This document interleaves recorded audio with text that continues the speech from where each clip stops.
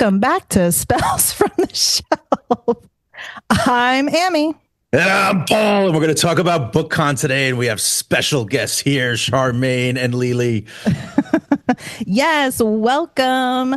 Some of you will remember Lily from a Polycon talk because me and her that was our first book convention, was a Polycon.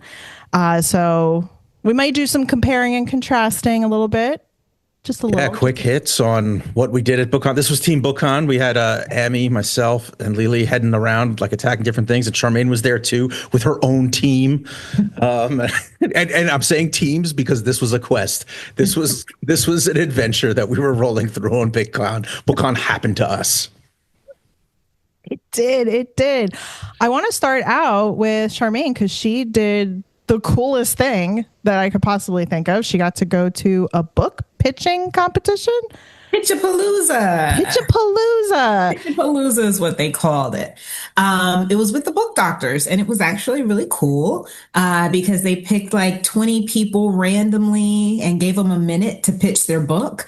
And whoever won got to meet an agent or a publisher that kind of fit their book theme. And it was really interesting because there were some really great pitches that happened. I wasn't completely happy with the winner because it was like a little bit like White Lotus. And I was like, no, there's so many other originals. Plus there's me, but no, she's okay. But it was really, really cool. I got to pitch my book that I've been working on for, I don't know, God knows how long, and it's still untitled. And it was a really interesting experience because that was the first time that I had talked about my book in a public setting from folks that I'm not related to. You know, I was like, this is going to be interesting to get their feedback and get some criticism from people who actually are in the business. So that was a really cool part of it as well. This is the first time you've ever pitched, right? That was the first time I'd ever pitched. And I actually in front of how many people? Gosh, I don't know, a couple, 150, I don't know. It was a lot of people in there. It was a lot so that's not lightweight. So just to give to present some context, like when people go and pitch their companies in front of VC or private equity, it's usually like a quick 3-minute pitch up on stage. And it can vary in between like 10 people to maybe like 20 at the max. Like it's usually much smaller unless it's a giant pitching event, pitch stage. So 100 people, first time, yeah, killer. 20 people there. You got that minute to go. They just passed you the mic. You had to kind of introduce yourself, and then you had to go right into your pitch. And my pitch was really hard because the book that I'm writing it's a series, which is crazy to say because I haven't finished anything. But you know, I don't write linear. I write whatever comes to me when it comes. And there are certain parts of the story that have come that are happening later. And then there's other parts of the story that have come that's happening in the beginning. So it's all over the place. So trying to condense what I know down into 1 minute, plus there's some little things that happened towards the end that I didn't want to talk about because they're spoilers. So that was also hard, trying to pitch something when you have spoilers in the book. But it was still good feedback, I thought, overall. And they got my humor because in my pitch, I tried to be a little funny. And that was one of the things that they called out. And I was like, this is great. They actually got a little bit of me in there. So that was good. I felt pretty confident about it. I feel like we need to hear a little bit about the story and the pitch. I mean, if you want to deliver the pitch round 2 right here, like pitch we're round in, round two, or just tell us the story. Like, tell us what you're building. I'll tell you a quick piece about the story. So the story starts off, it's about Nathan. He's in grad school and he's studying to become like a biochemist, and he's been studying his whole life. He's never cared about anything except for school. He's lived an entirely boring life up till then. He meets a guy named Cal, and Cal is very charismatic and very open and fun and just all the things that Nathan wants to be. So Cal gets Nathan out of his shell and they start hanging out and they meet a few other people. And the next thing you know, they start going on some adventures. They meet a gang. They meet a drug dealer. There's chairs being thrown because they get in a bar fight, something he never thought he would do. He's involved in taking mushrooms for the first time and has a really out-of-body experience that he thinks is just the mushrooms, but it's not. And there's a lot of fun that start to happen to him. But towards the end, some crazy things happen, and he realizes that there's a lot of darkness underneath everything that's been happening to him. And his life is not what he thought it was. And he is not who he thought he was. And that wasn't the pitch, but that's kind of as much as I feel like I can give without giving too much of the story away. Okay. I like it.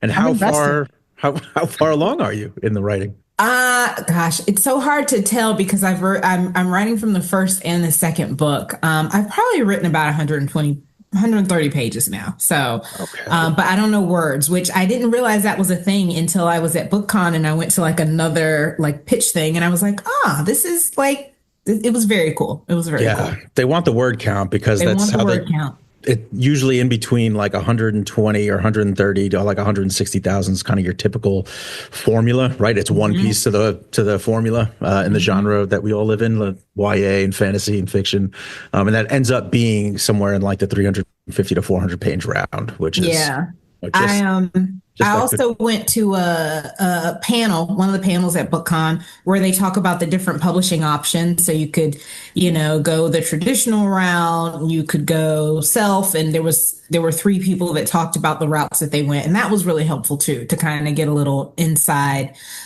feedback about what might work for you and what you're working on. Oh man, what were your takeaways from that session?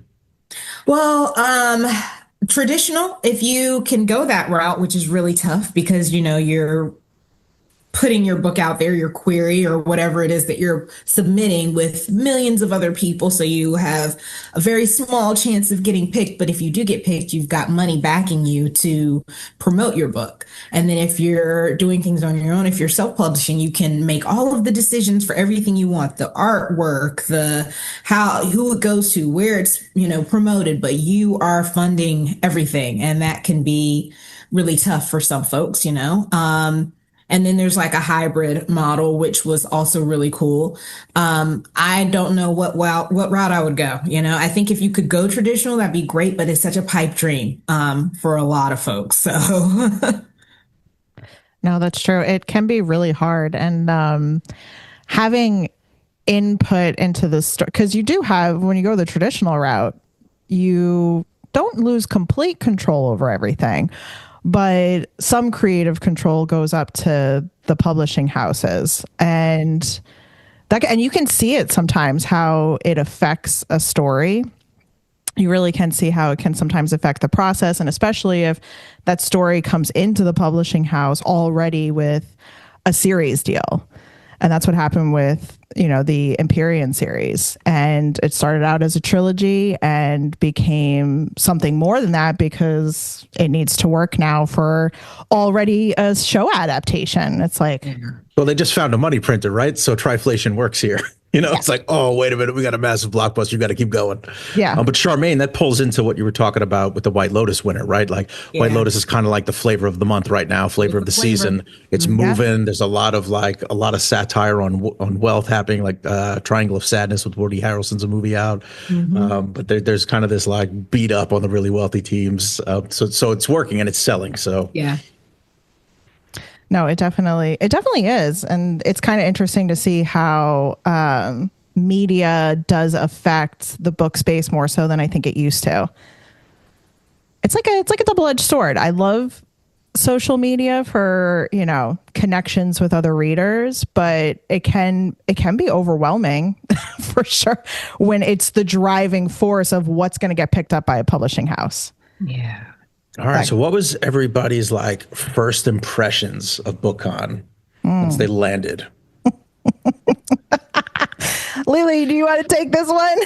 Let's start with some spice. Let's start with okay. So the line when we were outside, it was very intimidating, and we were there early. Yeah.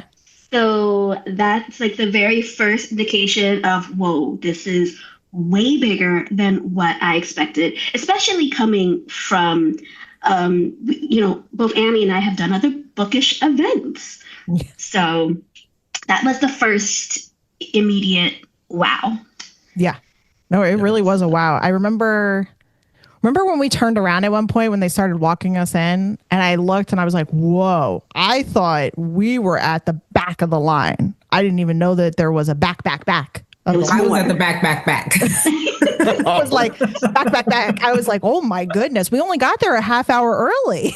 That's the Yeah, I wasn't as early as some people, obviously, right? I think what did we do? We landed at Grand Central around like 10. Yeah. And doors were open at 11. VIP was at 10, kind of. And well, Charmaine, what time did you land? We landed at like 10:30, I think, and I thought that was plenty of time, but it was not plenty of time. Dude, apparently book culture is big. Like, just if we had to debate readership and people that love books, I think BookCon pretty much slammed through the ceiling there and really showed that the book readers come out as strong as comic conventions, as strong as like tech conventions in different sectors. Like, you just had BookCon released an email saying that it was 25,000 all said and done.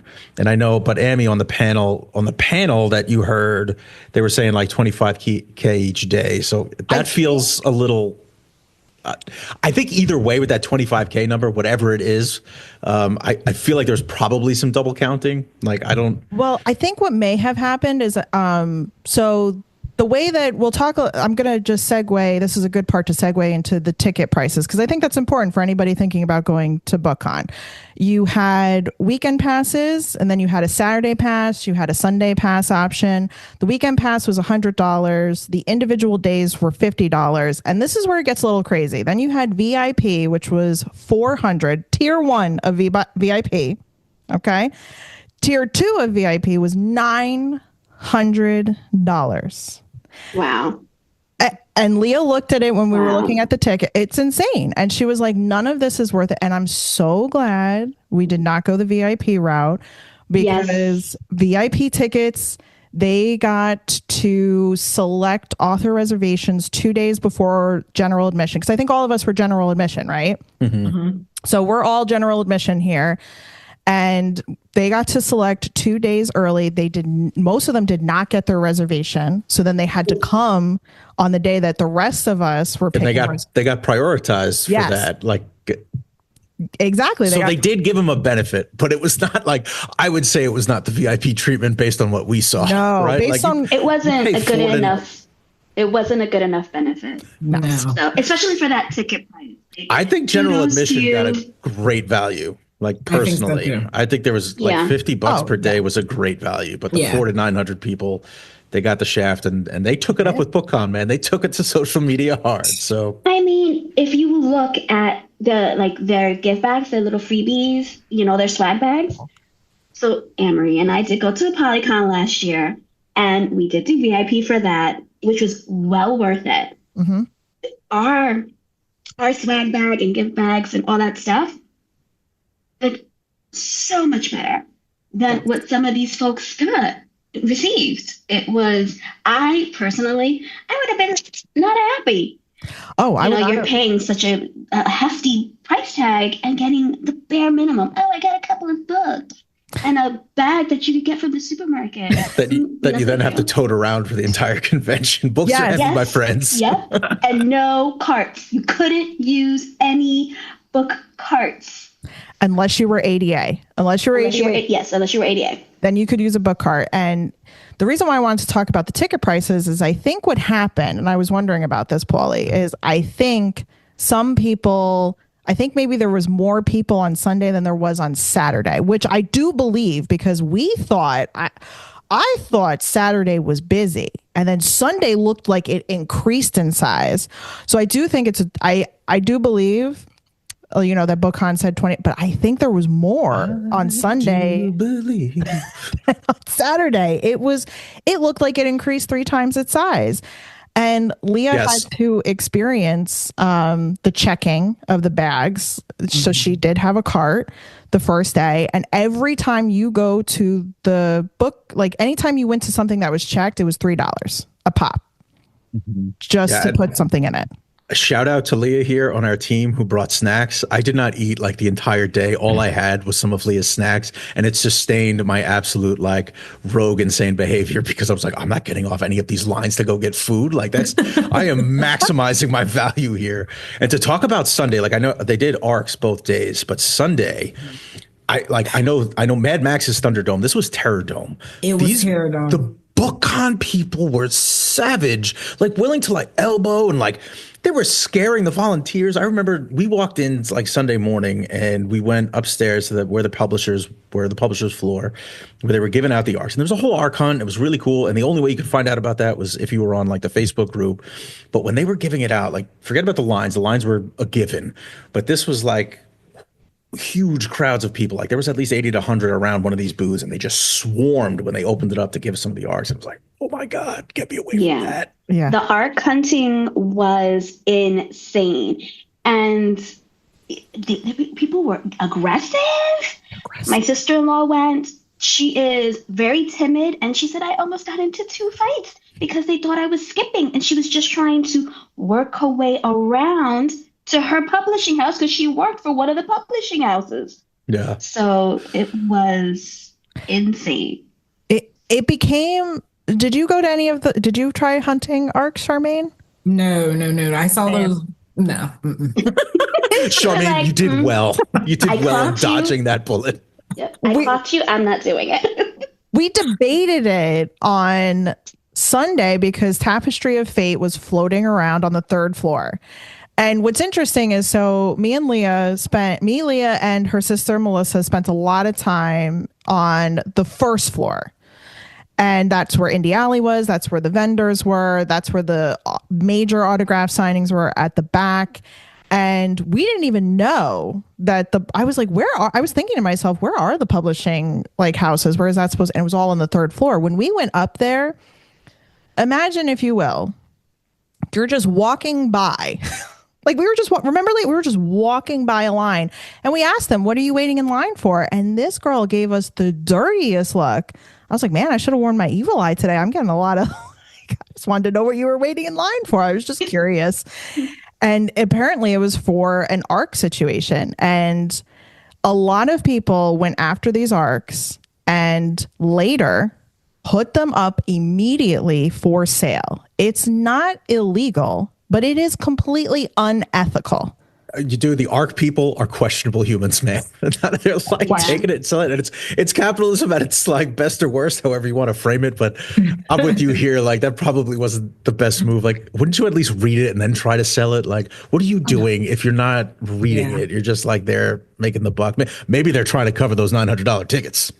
I think so, because here's the thing, people were getting books and then they were trying to immediately trade and sell them. They don't even like the author, they don't even read the author, they don't even know what the book is about, and you're hunting these ARCs. And there are people, and this is the question, an overarching theme of new readers who just came into it in 2020 during quarantine, and readers who have just been reading and just enjoy it for the experience, and how I think that kind of does affect the book space. And I would be very curious if it was a lot of readers who were just looking to have the most ARCs and have the most books. And it's like, all right, we're here. This is a hobby, man. That's not a new reader problem. That's a behavior problem, right? Like we want new readers in the space. We want people to keep coming in.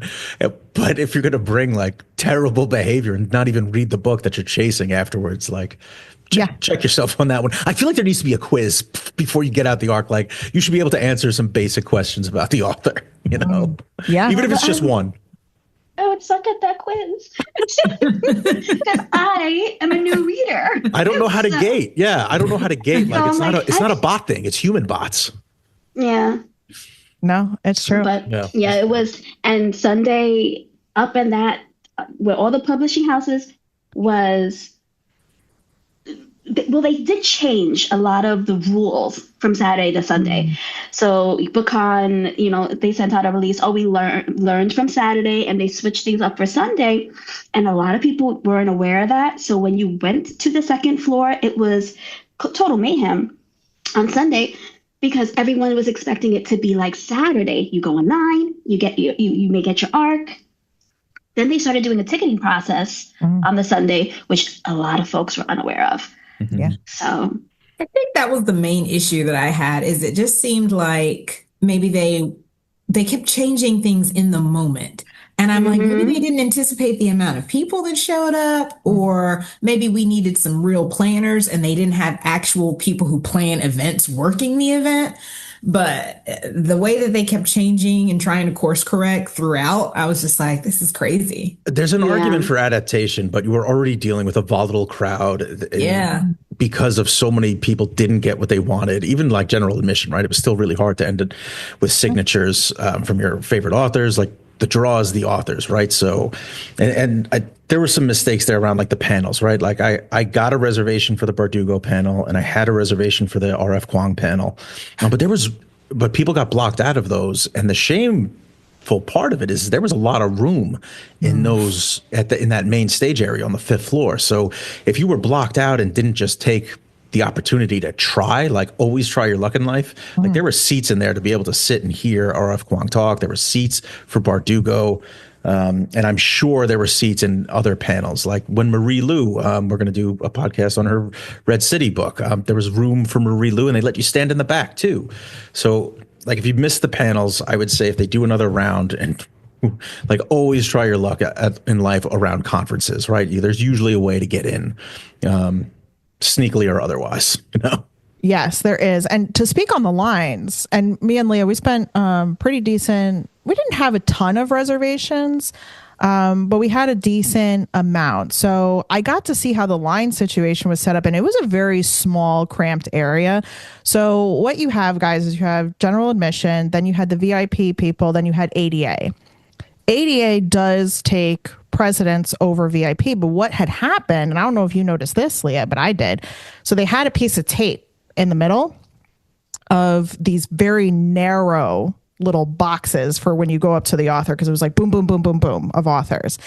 And I was waiting in line for Tomy, Children of Blood and Bone, and the volunteers seemed to get confused about who should be priority. And ADA, like people who had, you know, like you could see that they had walkers, you could see that they weren't able to stand for long. They were behind VIP people. And it's like they did not have enough space for all of the people that were coming to these signings. And I'm hoping that they take from that and kind of learn from it, because someone in front of me who on the general admission side of the tape actually went up to a volunteer and said to her, she was like, you have people who can't be standing for a long time behind a lot of people. And for that signing, they did move them up because, you know, they can't stand for that long. A lot of them, like, you know, they can't stand. It costs money to buy those silly little, I'm getting one next time, Leah, those seats that pull out and you sit on it. No, I'm going to do one better. The next time we go, we're going to have our own little stand area and sell them, because that's how like so many folks would have really benefited from that. Yeah, I agree. I'd say the volunteers did a good job reacting to the feedback, right? Like they were hearing all those rules change in real time. They were trying to figure things out themselves.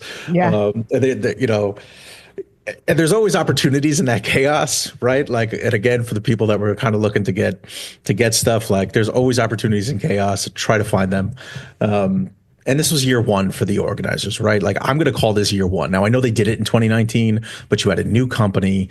And I do feel like some of the organizational pieces they set up, like they really just set themselves up to fail. And you can kind of see it in retrospect. Obviously, nobody intentionally builds themselves to fail. But I feel like the reservation lines were really like just a failure. Like, let people do first come, first serve, and then you can wash your hands of it, right? And then it's not like, then you're not setting yourself up for critique and feedback and failure. Like, first come, first serve. That's most conferences around. It's certainly most work and business conferences. Like tech conferences have the same amount of volume. I do a lot of tech conferences for work, and they take over cities. And it's first come, first serve. And then if you hit fire capacity, you hit fire capacity. You know. And the thing is because we did go to a Polycon and they had that set up. So you did not book reservations ahead of time. It was 4 days, right? It's a very different conference. No, so the signings were 2 days. So the book conference, the book convention is, of course, 4 days, but 2 of those days are all panels and events. And VIP got an extra signing day. And this is where BookCon could kind of take, I think, some P's and Q's from. Like, if you're going to have people spending a lot of money on a ticket, like more money than a Polycon VIP. Polycon VIP, I looked back, Leah, they were $320 for the top tier. And we got Friday as a whole signing day without all the other tiers. But also, even then, it was first come, first serve for a lot of authors. So they had what they called ticketed authors, which are the popular authors, such as Callie Hart, Danielle Jensen, Carissa Broadbent. Like we're talking, you got J.R. Ward, JLA. And for the listeners that don't know, a polycon's like more of a romantasy focused. Yes. So it's romance, fantasy romance. I don't know if there was any sci-fi, but then again, I don't think I looked. Sometimes I was. They had, romance too. Real people romance, how I like to call it. Wait. I need to hear more about this category of real people romance. Real people romance are romance novels with everyday folks, no magic at all. No pat boys, no pointy ears. It's just your straightforward, typical romance. No god swords and roosters. Yeah. So, yep. So that's real people romance. Okay, got it. So real people romance plus romantasy plus, yes, okay. Was there. But romance heavy, yeah. It was, so they didn't give out tickets until it became overwhelming for the author. Then you got a ticket and then they would call your number so you could still like roam around, look around, and then, kind of come when your number got called. So I do agree that, but maybe it could have been better to do first come, first serve, but maybe they were afraid of people stampeding people, because do we not remember the arcs? What was happening?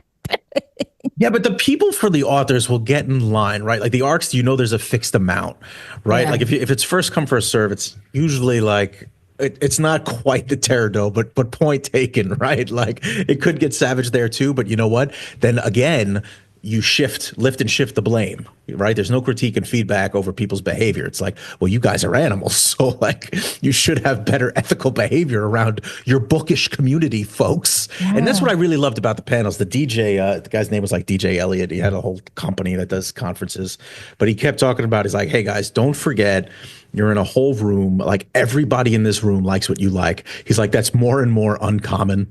And it was I heard it in both panels. He said the same thing every panel. And it really it resonated with me. That's why the arcs were so disappointing. I was like, these are your people, man. Like everybody wants to be friends here. Like you found, like there's silent reading book clubs, right? So I feel really bad for the silent book club readers because it was very loud in there. But if you went, like you could still meet people, right? Like in line, you're waiting in line, and that's kind of the magic of a conference. You're waiting in line with somebody, then you meet some new friends, you meet some new followers. We're giving out bookmarks to promote our podcast. No, it's true. It's true. And I do think that the line experiences were interesting. And me and Leah have, we've waited in many a line, but it was intense. The vendors downstairs, everything was like jam packed. Very narrow. Very narrow. Yeah. The one escalator. Oh, that was first of all. So you're paying for the Jacob Javits Center, Lee. I'm going to let you're going to go in a second, but I hope you get into the bathrooms because those were right by the escalators. But really, like you're paying a premium at the Javits Center. That one escalator going downstairs, like what? Now, guys, they had two. They did. They had two. Yeah, but No. They had two going down and two coming up. Mm-hmm. No one used the second escalator. The second escalator was true. On Sunday, they reframed that, though. On Sunday, they were like, you could only use that second escalator to exit. Yeah. You could not actually use it. But then it was a broken escalator. Hello? Yeah. I mean, listen, we all walk, right? But we were online to leave. That's crazy. We all walk, but some people there had chairs or needed chairs, and the elevator's not going all the way up or all the way down. Mm-hmm. I was like, where are these folks going if they need to go all the way up or all the way down? Yeah. It made no sense. But no one stopped me and Lily on Sunday from using the other escalator, by the way. That's because Lily got confident. She's like, you're not going to stop me. Honey, when you're from New York, you use your New York. Oh, that's what I wanted to hear more about Melissa getting into a fight with the cutting of the line. I was did she come like full? No, it wasn't Melissa. So it was my sister-in-law, Michelle. She works for one of the publishing houses. She was trying, now she wasn't working on the Sunday, but she was trying to get to the publishing house to say hello to the folks that she does know that are there. And when she was trying to maneuver, it was a standstill. No one was moving. And the person behind her said, you can't cut. The line is all the way. And it got very aggressive. And then tried to explain, I'm trying to get over there, And no, this person was very much so moved then type of deal. And she said that was only, she didn't tell me about the second incident, but she said there was another incident as well when she was just trying to work her way around. But there was so many people, you couldn't do it, seamlessly. Mm-hmm. Yeah, no, I'm with you there. So I have a line cutting story too that I have to share. So the Matt Ditterman event, right? Now this was one of the free events that we had as GA. So if you weren't getting like your signatures and you didn't get anything, like Matt Ditterman was the guy. And for anybody that is not familiar with his Dungeon Crawler Carl series, it's really popular right now. So the Matt Ditterman crowd and population was massive. Wow. And because it was only one of the only free events, like people started getting in line at 10 a.m. and this event like kicked off at 2. So 4 hours before somebody was lined. And this is where the first come, first serve really worked. And I was like, oh, this model's working a lot better than the other ones. So the line was really huge. I came down from the RF Kwong panel, and I left her panel a little bit early to get in line. And I was late. Like while I was 45 minutes to an hour early, I was late because the line was really long. And so I got in the standby line, and one of the volunteers came over and was like, the standby line's cut off. We're at capacity. And I was like, wait a minute. And I was super respectful, but I was like, this is the only free thing. You're telling me I can't even stand in the standby line and like hope? You're just going to steal my hope? And she's like, you can't stand here anymore. And I was like, all right. So, and then they brought in state troopers around here. Now, I don't know why they brought in the state troopers, but my ARC hunters, probably for you guys. But there were 2 or 3 state troopers now around the area, around the Matt Ditterman Audible house, right? So they had Jeff Hayes, who's the narrator of the Audible audiobook, and you had Matt Ditterman coming in. And so I was just like, well, I'm not the kind, like I react violently to the word no. So I was like, all right, well, I can't stand in the standby line. So I'm like a child. Leah's like, oh my God, my 4-year-old's like that. Yes, 100% me. So I go and I go and just kind of drift into the line. Like I go past the state troopers. They're not stopping anybody. I think that they're just there as like a control factor. And I go past them and I kind of just edge into a line. So I cut, just so we're clear. So I edge into this line and another person like sees me do it and she comes and follows me. And I'm like, oh man. So you were about to get the business. Oh, I did get the business. This lady turned around. It was about 15, 20 minutes. Like she could just sense my like violating the rules. And, she was like, what do you think you're doing? And I was like, hey, I'm just here hoping I can get in line, hoping I could see Matt Ditterman. It was the only free thing. Like I got the panels, but I didn't get any author signatures. So I'm hoping I can get this signature. And she's like, well, I've been here for like 45 minutes and I'm not letting you cut in front of me. I was like, I'm not cutting in front of you. I'm just trying to get what you're trying to get. And what was really cool is by the end of it, it was really funny. There was another New Yorker, Leah. All 3 of us, Ammie, Leah, and myself, all grew up in New York City.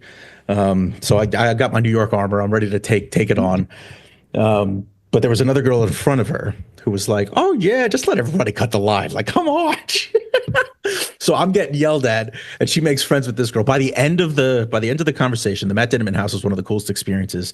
Me and this girl that was yelling at me were toasting, cheering. She was showing me her wedding dress. Like we made friends. We had a great experience and I got the signature. So when we talk about opportunities and chaos, like there's always a way to take advantage of it. And if you're going to break the rules, like make sure you make some friends on the way. That was a win. If you're gonna break the rules, you make it well worth breaking of the rules. That's right. Yeah. Oh my goodness. But it was a wild room. Like the Audible did a great job setting it up for Dungeon Crawler Crawl. There were games. There were the like the Dirty Marys, some dirty what's the red drink? Dirty Shadowly Temples. So they had cocktails. They had all these games because Dungeon Crawler Carl's like this literary RPG role playing game. And Matt Ditterman's in there. He's just signing and he's listening to everybody. He's out there talking to everybody. It was really cool to see the author like interacting with all the fans. He came out and saw the line and like started talking to people in the line. So really like a very community oriented author. Yeah, I mean, it is a very cute, book community can be very warm and welcoming, and then sometimes it cannot be. Most of the time, it's Most of very the warm and time, it welcoming. is very warm and welcoming, except when you're arc hunting or anywhere on the third floor. But I gotta shoot it to the ladies now for the bathroom experience. Because yes, guys, that is a part of the story. Let me tell you, I've got some bathroom stories about the ladies, but you go first. Well, you know what? To be fair, boys at BookCon, they had the best bathroom experience because there weren't that many of you guys there. Oh, Yeah. that's good call. So the girls at BookCon, so we went to the first floor and they had, several bathrooms, but only 3 stalls in each bathroom. That was it. Also, 2 notes. The authors had to use the same Gen Pop bathrooms Yes. that we all had to use. Yes. So we saw authors like leaving their booth to use the restroom, having to stand in a line that was very snake-like. So that was wow. When did you realize, Charmaine, that the bathrooms on the other floors was like not it? When the escalators were not it. Like this whole floor situation is not going to work. Stuff just kept breaking. Well, when we went upstairs for something on the main stage, it was completely empty because we were there early. And I was like, my friend was like, this is the perfect time to go to the bathroom. And I was like, yeah, it is. So we just kept going back that way. That was so smart. Well I wish done. we had done that. Did you get to go to the first floor at all, Charmaine, or was it? Yeah. Okay. Yeah. What did you think of Indie Alley? Because I did like Indie Alley. Yeah, no, Indie Alley was great. It was just so crowded because I only went down there. Well, I did go down there Sunday too, but we went mainly on Saturday, and it was just so packed and crowded and hard to get to look at the things you wanted to look at and speak to the people you wanted to speak to. So that was the only thing that was just, trying to navigate it, really. Mhm. Yeah. Mind you, oh, go ahead, Am. No, I said I was just agreeing. You go. So we had the opposite experience. I think because everyone was arc hunting upstairs, when we were at Indie Alley, it was busy, but not to the point where you couldn't walk around or converse or anything like that. And Indie Alley was my favorite part. Mine too. Yeah. Those authors were really cool. I'd say all the authors. Like I got to talk to Bardugo for a little while, fortunately, but the indie authors were just as fun to talk to, right? They were just like, here's my stuff, and they were super friendly. Super and excited. yeah. And Indie Alley, we saw, so of course they have, your adult content books and things of that nature. So there's a lot of kid-friendly books as well. There were some with preteens, some were even younger, which for me was exciting because I have 2 littles that love to read. And I was able to come home with not just, stuff for mommy, but stuff for them as well. Yeah. I picked up a book for my daughter as well, for my son. He's 11 and 6. So yeah, it was a good variety. Yeah. No, they did have a great variety. And Leah's sister, Melissa, made a good point because she's been to a few things at Javits Center. And she said, when I go to Javits Center, it's very cold. And I was like, you're right. It is. Because I said to Leah, I'm overwhelmed and underwhelmed by BookCon.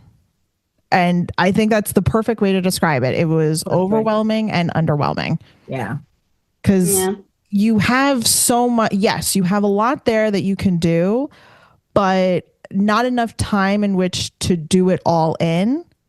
Right? The timing of some of the panels or some of the things that you wanted to go to happening at the same time. Oh, that really grinds my gears. It really was bad. Yeah, I feel like they could have done a better job spacing out some of those panels because the pitch was happening at the same time as Bardugo, and I was like, that makes 0 sense. Like a lot of people here would go to that pitch competition if it wasn't at the same time as Bardugo. Yeah, exactly. Did you get to go to any reserved author signing, Charmaine?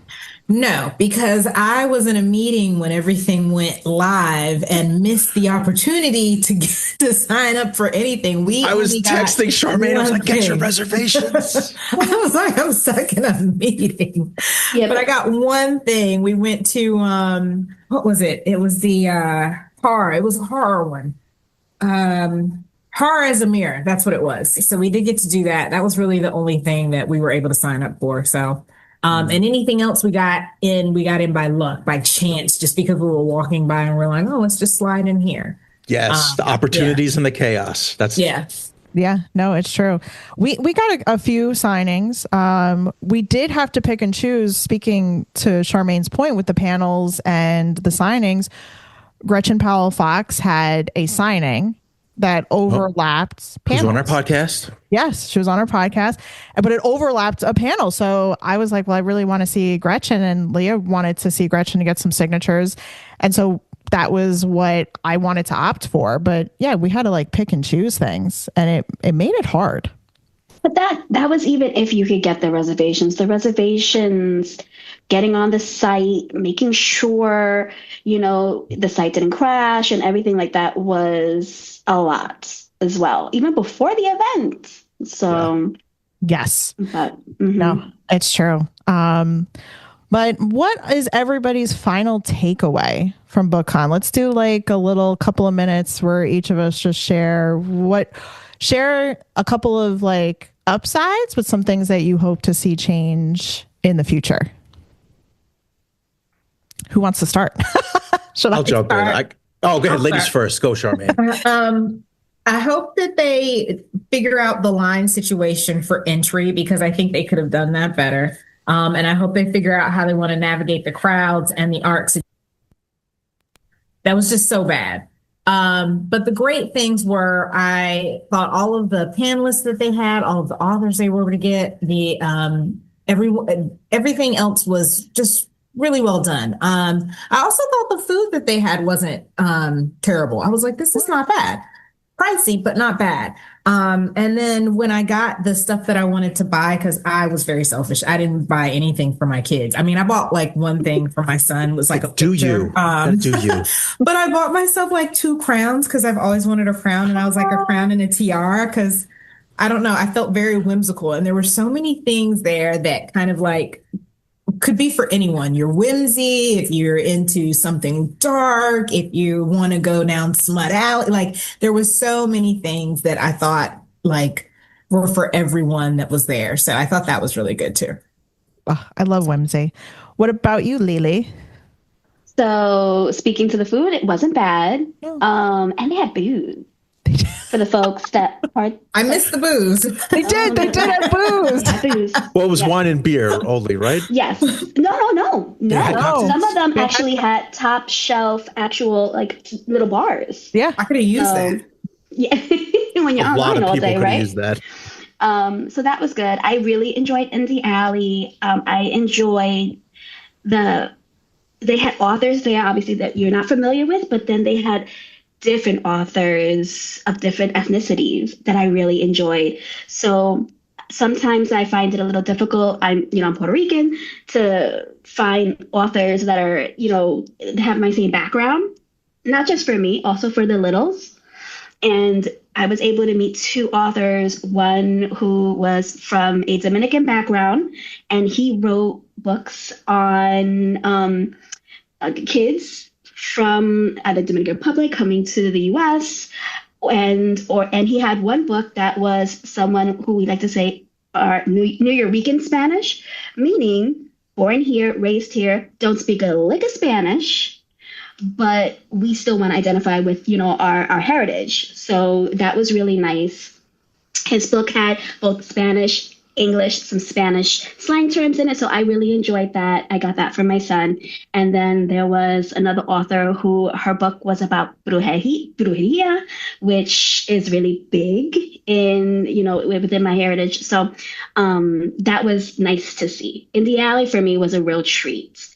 And I love the vendors. A lot of the vendors had a lot of the same things, but you saw some vendors that were completely different, like tea vendors, loose tea, stuff sometimes a little unrelated to books, but still related to books, So I enjoyed that. That was my takeaway. Ammie? I think that is a good takeaway. I also enjoyed Indie Alley. I did. I enjoyed Indie Alley. I wish I had seen some of those tiaras, Charmaine. I love whimsy. They were great. I'm all for whimsy. And you're right. There was something for everybody on the first floor, as long as you could, and sometimes it was more crowded than others. So I do hope that they build out the space a little bit more so that way there's more space to see some of the vendors, because I feel like that's why you would miss some of them, is because there's just wasn't enough room to kind of maneuver. But I did enjoy seeing like I got a candle. I thought that was great. We didn't use the entire bottom portion of the Javits Center. You didn't. I don't know if you noticed, they used almost a little more than half. They still had areas that were completely roped off that had the panels that they didn't even use. So they could have very well made it bigger. Yeah, might have been paying for the space, right? Like you're in New York City, everything's a premium. Oh, yeah. No, for sure. And I think Indie Alley was great too. I got a couple of books from new to me authors. I got something completely outside of my box. And also it opened up a conversation with Leah and Melissa later that night when we went to dinner where, you know, they were talking about they want to see more authors from their background. And I was like that. And I started immediately Googling. I was like, I'm going to find some more authors. And then we found a few. We found quite a few and we got a list together and they're going to be on the pod now. So it was a great call out, Leah. Yeah. Awesome. I had a blast at BookCon, but again, like I was taking advantage of the chaos and I expected there to be a lot of holes in some of the setups. So I kind of was able to navigate through that. I also was fortunate to get the Bardugo panel. Bardugo is one of my favorites. I met a lot of great people. Like I was talking to everybody that I possibly could. I'm pretty decent at building relationships out of thin air. So I've met a ton of people. Like I encourage everybody, if you're at a conference and in line, like just talk to your neighbor. Who's in front of you, who's in back of you. And, you know, generally that community happens real quick. And I think that's a good lesson for everybody. So the community came out strong and it was mostly fantastic, like 95% fantastic. I'm looking at you, Terra Domark people, but, I really, I thought the authors showed up great. The volunteers were, I think that a real applause goes to the volunteers because they were putting on smiles on their faces. They were dealing with the crowds. They were dealing with the changing rules. So the volunteers really kicked butt. I hope they got something on the backside from the BookCon organizers. And I think for like next year, I really hope they do some more first come, first serve, because that seemed to be successful based on the volume of people that showed up for reading books.